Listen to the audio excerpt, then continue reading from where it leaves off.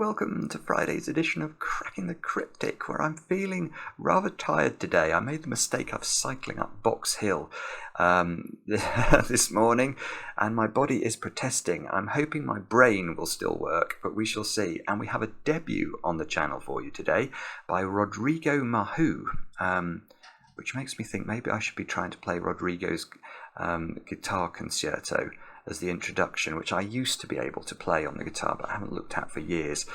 We shall see if I get time to at least reattempt that. But anyway, the puzzle's called 9 Bent Arrows, and you can see why. Even I can see why. And I asked the testers for something easier than yesterday, because yesterday I had the most devil of a time dealing with KNT's puzzle, which was called Karotto Killer Sudoku. It was an absolutely wonderful puzzle in a week of wonderful puzzles, but it did take me, well, how long was it? I don't know. It was a lot of minutes to solve it. 1 hour 35 or something. So yeah, a rather long video. But as I say, this week has been just full of incredible things. Fistomerfell's 7x7 Miracle Sudoku was wonderful. And this weird and wonderful puzzle by Analytical Ninja, which was just a normal Sudoku grid, but it was 10 puzzles in one. Each of the little boxes, each of the 3x3 boxes, was a separate puzzle, and that was original and utterly wonderful. So if you haven't checked out that video, well, definitely try and find the puzzle and do that, because you will enjoy it. Other than that, it's a happy birthday. I've got to wish Ulyona a happy birthday today. Now, Ulyona is in the Ukraine, so I hope that you are safe, Ulyona. And your boyfriend Tad wrote to us and said you'd appreciate a birthday shout out, and he's very sorry he can't be with you today. I think that the situation there has made that impossible, but let us all hope that that resolves itself soon and you can get together and celebrate the birthday together. And I hope, of course, you have lots of cake. Other than that, not much else to tell you. Actually, I want to, we've got Domino Sudoku out on all platforms, so do have a look at that. It is marvellous. But I want to say congratulations to the nearly, not quite, but nearly 2,000 of our patrons who have solved August's monthly reward. Now, it only came out on the 1st of August, so that's quite a run rate. And so many of you are writing to say you've tried before, not quite being able to finish them, and this is the first one you've done, and it seems to have given a lot of you a lot of satisfaction and pleasure, and that, of course, means that we are delighted as well. So really well done, especially to those of you who managed to do it for the first time. That is brilliant work. That's all I've got to tell you. I think I've got a nagging feeling that was something else I was meant to mention, but I can't remember what it was. So let's get on with 9 Bent Arrows and find out what the rules are. So they're as follows. Normal Sudoku rules apply. Every row, column and 3x3 box must contain all the digits. Oh, I've got a typo in there. It says digitis, but I'll correct that later. All the digits from 1 to 9. So that's just explaining normal Sudoku rules, which we don't often do, but why don't we do it today? So if you're new to the channel, or if you're new to Sudoku, you might not know that the way to fill a Sudoku is to make sure in every row you put the digits 1 to 9 once each. You do the same in the columns, and you do the same for these little 3x3 boxes. Do all those things and you'll get the puzzle right, if you obey the following rules as well. Digits along an arrow sum to the digit in that arrow's circle. Digits may repeat along an arrow if allowed by other rules. Oh yes, okay, so we have got, because we've got bendy arrows today that cross boxes, look, we could have on this arrow, for example, those 2 digits could be the same. So let's make them the same. If they're a 2 and that's a 5, that would be a 9, because 2 plus 5 plus 2 is 9. So that's how the circles work. You basically sum the digits along the arrow and you'll be good to go. I do have a go at the puzzle. The way to play is to click the link under the video as usual, but now I get to play. Let's get cracking. And the first thing I'm seeing here is that I have got some 3-cell, well, I've got quite a lot of 3-cell arrows, but I have got some 3-cell arrows where all the digits on the arrows have to be different. So here you go. Each of those 4 arrows, the minimum we could put on the arrow would be a 1 plus a 2 plus a 3, which is 6. So each of these circles has to be at least 6. And that immediately makes me suspicious that this is somehow going to be a 6, 7, 8, 9 quadruple, which would require us to be able to show that these digits were not the same. Now, why are those two digits not the same? So that's implying that these arrows have to contain different things. I don't know. It's the short answer, but I do sort of feel that this looks a bit like this is going to be a quadruple. What else can we do then? We can. And now I'm trying to look for sort of syzygies, by which I mean arrangements either of circles, like these 4 circles, which are all in a line, or arrow cells that are all in a line. So the arrow cells in row 2, these 4 cells here have a minimum sum of 10, because I could put 1, 2, 3 and 4 on them. So those 2 cells have a minimum sum of 3 if I put 1 and 2 into those 2 cells. So that means that altogether we've got an absolute minimum along these arrows of 10 plus 3 is 13. So these have to add up to at least 13, which is not advancing the state of knowledge in the world very far at all, is it? I'm just wondering whether if I add this arrow in, it will make things more constrained, because although this circle doesn't see these circles by Sudoku, including these 2 arrow cells does push up the minimum of those 6 cells quite considerably, because the minimum sum of those 6 cells is now the triangular number for 6, which is 21. 1 plus 2 plus 3 plus 4 plus 5 plus 6, which means that if we add on a 1 and a 2 in those 2 cells, we've got a minimum sum then on these 3 arrows of 24. So if those were maxed out at 9 and 8, there's 17, this cell needs to be at least equal to 7. So that is more helpful. And if this was a 9, these would have to be at least 15, which is not. Well, that is better. That's better than we did before. I only had these being a minimum of 30. Well, they could have been 6 and 7 before. Although, actually, no, actually they couldn't. Okay. Right, there's something going on here. Because what you can't make. Well, we know that they can't be 6 and 7 now because we've just worked out that they're at least 15.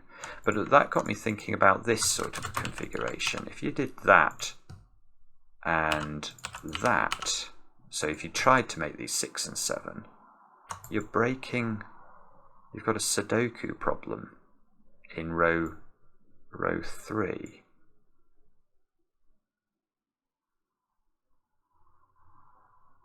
So how's that going to work out then? I don't think we can have an absolute sort of plethora of repeated digits on these 2 arrows. Right. Okay. So let's ask a simple question actually. Let's get rid of green for a moment and highlight both of these arrows in. No, that's a disastrous choice. I can't see the arrow at all. Right, we'll highlight them in red. So, how many? Well, is it possible that all of the red digits are different? That's the first question I want to ask. And the answer to that is no, it is not possible. Because if all these 6 cells were different, they would add up to at least 21. And these 2 cells cannot add up to 21. The maximum they can add up to is 17. So we know that there is at least one repeated digit in red between this arrow and this arrow. Now, if there were 2 repeated digits, how could that ever work? And I don't think it can, because the only way there could be 2 repeated digits would be if one of the... Because whatever repeats on these arrows has to appear somewhere in row 3. Obviously, if it's repeating, that means it's in this little configuration and it's in this configuration. So in row 3, it has to be in one of those 3 cells. Now, if we're saying 2 digits repeat, 2 of these 3 cells have to take those repeated digits. Now, I can hide one of them in here without restriction, but if there's a second repeated digit, it would have to be in a circled cell, and that's not going to work, because if we have a repeat, well, the only one of the digits 6, 7, 8, 9 you can put on a 3-cell arrow is a 6. But if you do put a 6 on an arrow, let's try it, what does this arrow now add up to? And the answer is, well, 9. It has to be a 6, 1, 2 arrow.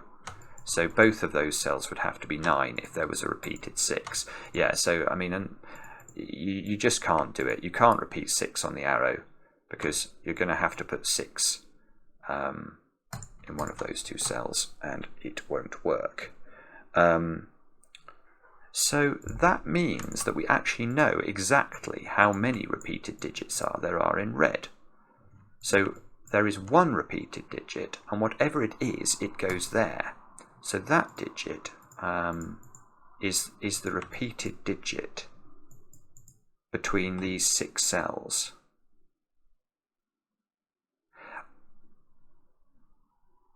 Right, and that allows us to do more maths, doesn't it? Because that means that because we've now worked out that 5 of these 6 digits are different, we can say the minimum value of those 5 digits is 15, 1 plus 2 plus 3 plus 4 plus 5, which is absolutely massive, because that means that the other digit, the repeated digit, must be a 1 or a 2, because we can't make those 2 circles add up to more than 17. This is very clever. I feel like I must have seen some variant of this before, but I've never seen it presented this simply. It's just a feature of this sort of antler head pattern, isn't it? Yeah, and it applies down here absolutely identically. So wherever you have an antler head pattern in an arrow Sudoku like this, you can instantly say that the 2 circles have to add up to at least 16, because there cannot be 2 repeated digits. So you have to have 15 at least in 5 of the cells, and then a repeated 1 or repeated 2, because these can't be more than 17. So because these can't add up now to 15, and they must add up to at least 16, neither of these can be a 6, neither of these can be a 6. And the repeated digit is a 1 or a 2, so we've got a 1-2 pair in the column, because whatever repeats has to go into that cell.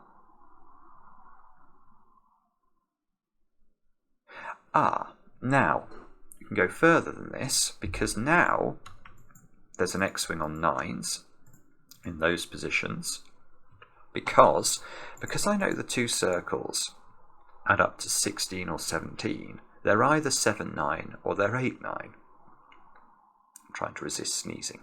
I think I have managed it. So there is a 9 in one of those 2, and there's a 9 in one of these 2. Now that means that, imagine this was the 9 in the solution, in the correct solution to this puzzle. Well, then there would be a 9 here. The only other possibility is there wasn't a 9 here, in which case there would be a 9 here, in which case there's a 9 here. So in the finished grid, there's definitely a 9 in one of those 2, and there's definitely a 9 in one of those 2. So there cannot be any more 9s in these columns. So none of those cells there can take a 9. Okay, yeah, that's probably not a very clever observation, actually, because quite a lot of these are arrow cells, and therefore they couldn't have had a 9 on them anyway.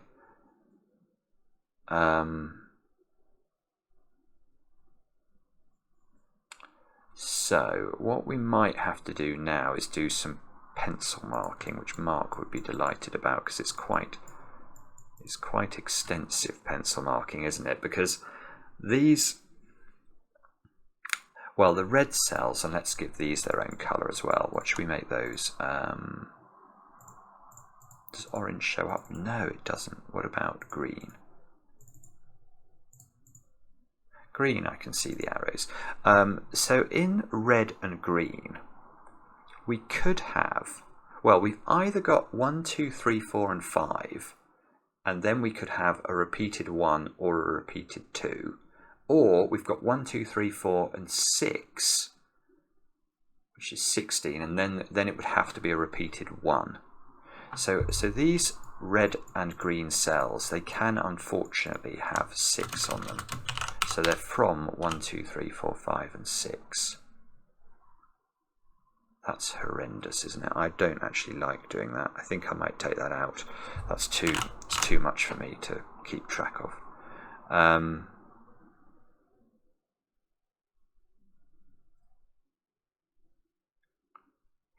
It would be really nice if I knew, because whatever the digit is that repeats in red, it must appear in one of those 2 cells. Because it appears twice in red, it's going to appear once in row 2 and once in row 1. So one of those cells is a 1 or a 2.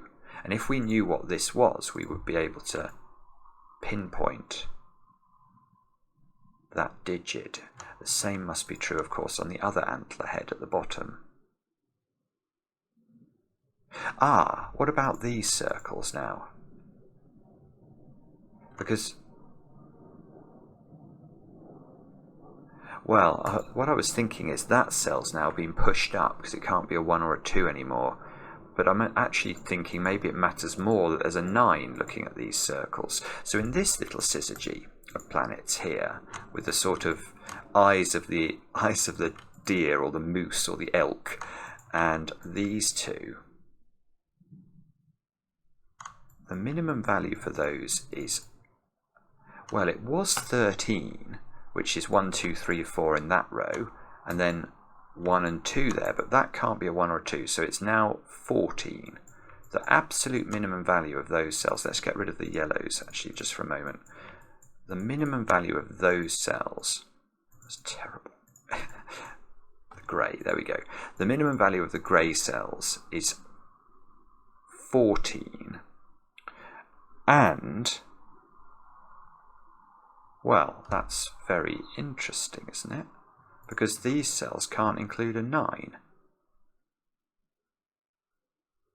So they've got to include an 8 in order to add up to 14. There's no other way of doing it, because these 2 cells have to be different.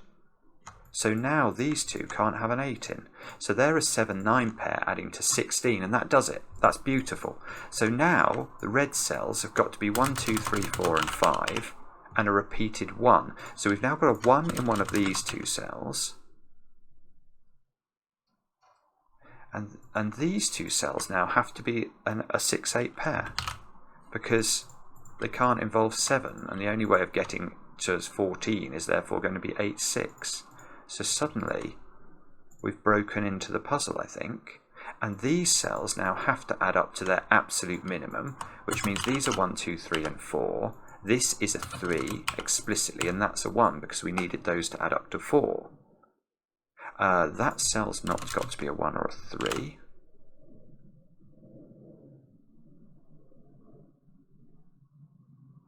This is lovely, isn't it? It's really clever. It's a really clever break-in, sort of this idea around... Ah, yeah, okay, and it's the 1 that's repeated, so the 1 goes there, which means that's a 2, which means there's a 2 in one of these 2 cells, and, well, and these must also, therefore, because there's a repeated 2, we must be looking at a situation where we minimise the 5 digits that are not repeating, so we treat those as being 1, 2, 3, 4, and 5, and then we have a 2 another 2 in the 6 cells, so they're adding up to 17, and this has got to be an 8-9 pair. And these digits are 1, 2, 3, 4, 5 now. which for some reason looks a lot more attractive to me, pencil marking, than when I put 6 digits in. I appreciate the difference is subtle, but to me it seems big. Look, yeah, I mean, it makes all the difference in the world. Now in this row, where do you put the 8 and the 9?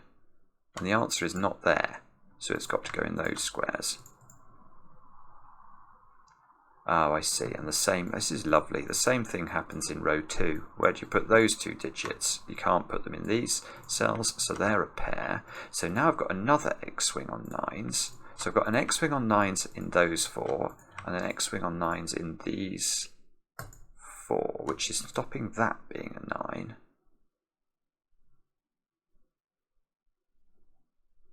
Is that important? Actually, it might be important because I've just realised those 2 squares can't be 1 or 3, so they're a minimum of 2 plus 4 is 6, and that's a minimum of. This is forced. That's lovely. Let's actually just revisit that because that's beautiful. So these 4 digits here, the purple digits, because I know there's a 9 in one of those 2, and I know there's a 9 in one of those 2. Another way of seeing or appreciating the effect of X-wings is to ask a facetious question, which is how many 9s do you think there'll be in column 1 in this puzzle if we complete it correctly? And the answer is 1. There's only going to be 1 9 in column 1. How many 9s are you thinking there are going to be in column 9? Hopefully your answer to that will be 1. So in these 2 columns together, there are exactly 2 9s. But we've just said that these purple digits contain 2 9s because there's a 9 in one of those and there's a 9 in one of those. So that is another way of thinking about this X-wing idea, because now obviously you can't put any more 9s in column 1 or 9 other than those that go in the purple cells, because if you do, that will be a third 9 in 2 columns and it will break the puzzle. Now this circle now is unable to be 9, and just treating its digits as minimized along the arrow, we get to a count of 8. So this is going to actually crack everything, isn't it? Because that's got to be 8, that's got to be 2, 4, that's got to be 2, that's got to be 4. That now is not a 2, but this 8 is looking at that cell, so that's got to be 9, that's got to be 8, that's got to be 9, that's got to be 7. And that might matter. Has that... Well, that's now not 9, I'm seeing. Maybe that's where... Oh, this 8 is giving us a 6 here. And that's telling us the nature of grey on this right-hand side. That can't have 1 in it anymore. This must be a 2-3 pair adding to 5, which makes this cell a 1, and therefore this side adds up to 8, which places an 8 here by Sudoku. And what else does it do? I'm sure it does something. Let's try and work out what that something is. Right, okay, how about row 2? I think this is the simplest thing. Where does 8 go in row 2? It can't go on this arrow because it's going to break this total if it does, so it's got to go here. So that's got to be an 8, that's got to be a 9, that's got to be an 8 by Sudoku. There's an 8 in one of these, probably in the circle. I don't know if we can force that. Oh, look, no, let's come back to row 2. Where's the 6 in this row? Well, it's on the arrow, and it can't be accompanied with a 1, so it must be a 2-6 pair, and that must be an 8, which gets us the 8 here, so it was in the circle. So these 2 digits are now not 2, 6. They're either 1, 7, which has to be this way round, or 3, 5, which has to be this way round. No, what am I talking about? You can't put a 3 on either side. Just didn't spot that. Why is it that my brain sees this 3, which is a 2-3 pencil mark, and therefore rather less fixed than this 3, which is a great big 3 in the middle of the grid? Please tell me that. I do not know. That's a 7, that's a 1, therefore. So now, 9, look, has to go in one of those 2 squares in the middle box. Oh, that's a 7, I just noticed. That's a 9. So this must be a 1, 2, 4 arrow. Let's put that in. This must be a something. Well, yeah, because we knew that the red cells contain the digits 1, 2, 3, 4, and 5, there must be a 3 and a 5 on this 9 arrow, so that must be 1, 3, 5. The 2 must go here by Sudoku, therefore this is a 1 because we knew there was a 1 in one of these squares. This is a 3, 5 pair. This is a 1, 4 pair, which is just filling in now. Is it? Is it just collapsing? Maybe. I've got a 3 X-swing there. Can you see that? So there's 3s in both of those dominoes. So again, we can run the logic on these 2 columns. We know there's going to be 2 3s in these columns, but I know there are 2 3s in those dominoes. So we can't have more 3s down here. That's not going to be correct. That's not 1 by Sudoku. Ah, don't get stuck. Don't get stuck. Well, we know what those digits are. They've got to be 3, 4, and 5. That's not 3. That's not 4. So this row still needs 6. Well, we can place 7 in it. And then these squares have got to be a 6, 9 pair, which doesn't seem to be resolved. Those squares have to be a 3, 5 pair, which doesn't seem to be resolved. And those are 2, 4 pair. Oh, and that creates an X-wing on 2s now. So we've got all these little sort of pairs of X-wings, so we can get rid of 2s from down there. Exactly the same logic. Still not quite fixed. This is that a 2, 3, 4, 5 quadruple? I think it is. So these squares must be 6, 7, and 9. Let's just put that in and see if we can do anything with that. Get rid of the 9. So that's got down to 6 or 7. Have I used all my arrows now? That, oh, I haven't done that one. That's a 4, that's a 2. So 2 has to go... Ah, yeah. Do you remember we worked out there's a repeated 2 in the greens? Well, that means one of these 2 squares is a 2, and that 2 in the corner forces that to be a 2, doesn't it? Oh, and I see. I could have just done this probably using the fact that just use the total. This is 8, so it must be 5, 1, 2. This is 9, and it needs to have a 4 on the arrow and the 2, so it's going to be 2, 3, and 4. And the 2 of it has to go here, the 4 of it has to go there. That's got to be a 3. That does the 3 and the 5. Now we can...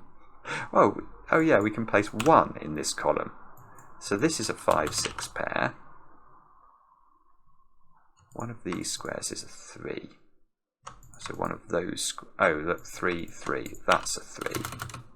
So those squares have got to be 7 and 9, and we can do that as well. So that's 7, that's 9. That's 9 in row 5. We need 5, 6, and 7.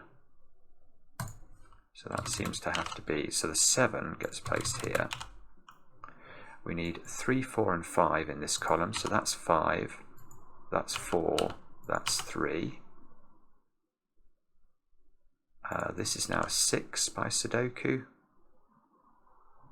which is probably important. This 9 is ruling a 9 out from these. So these 2 squares are now 4 and 9, and we can do that. So that's got to be the 9, that's got to be the 4.